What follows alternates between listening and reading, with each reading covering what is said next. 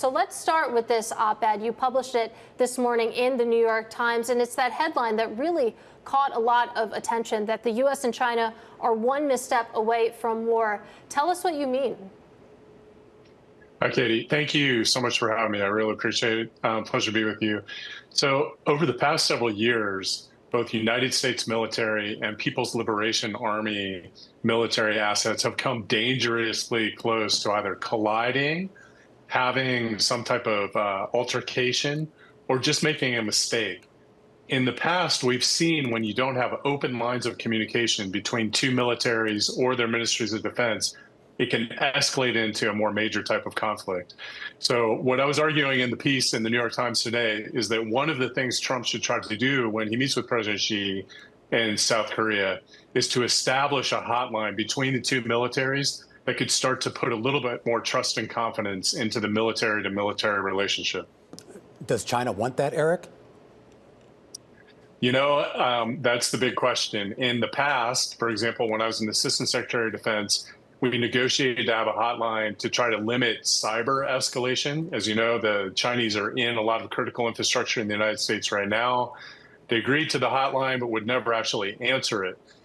You've probably also seen in the news recently that Xi just disposed of several top generals in the People's Liberation Army because there's not a lot of trust there. It's one of these things, if Xi sees it clearly, he'll know it's in his own self-interest to try to prevent a conflict that he doesn't want unless it was one that he planned ahead of time.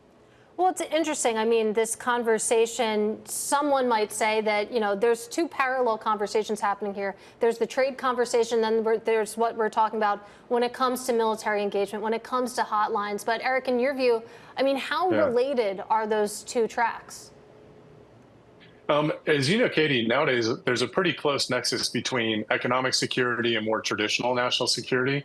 If you look at one of the most important things on Trump's agenda, it's going to be about critical minerals and rare earths. The president has done a good job to seal a deal with Australia to kind of mitigate the risk on that. But risk still exists in the traditional national security realm. And I don't think Trump wants a war with China when it comes down to it. He talks all the time about how he wants the Nobel Peace Prize. This would be a great step to try to prevent conflict that doesn't need to happen.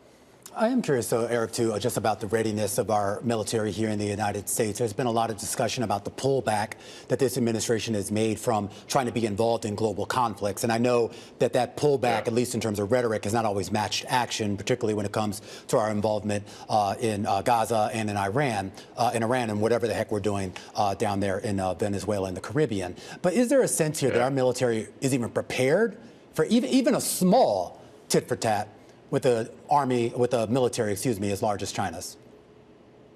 Yeah, I think the concerns about the United States military being underprepared for any type of conflict with China are overblown.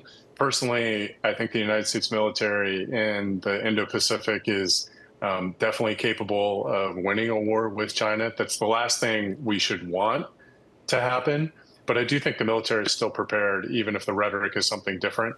Now, you see just today, the Department of Defense announced that they're sending an aircraft carrier off the coast of Venezuela. I know from being chief of staff in the Department of Defense, when you start to have competing priorities, you can lose focus on the things that are most important. To me, our national interests are not about drug trafficking in Venezuela. There's something there that is important, but it's not as vital as the relationship with China. And you write in your piece that, you know, by working to lay the foundation for durable crisis management systems with China, that President Trump can basically secure his legacy as the president who pulled the two powers back from the brink of World War III. So again, cementing a legacy here, Eric. But when you take a look at the relationship, where it stands between these two superpowers right now, I mean, how narrow is that path for the president?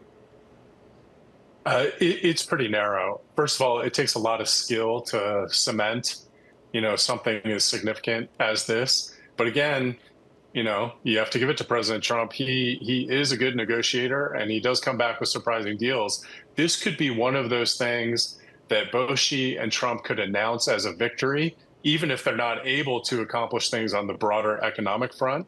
So I think it's worth looking into. If nothing else, we don't want a war between the United States and China. If there has to be one, that would be terrible, but let's not stumble into it.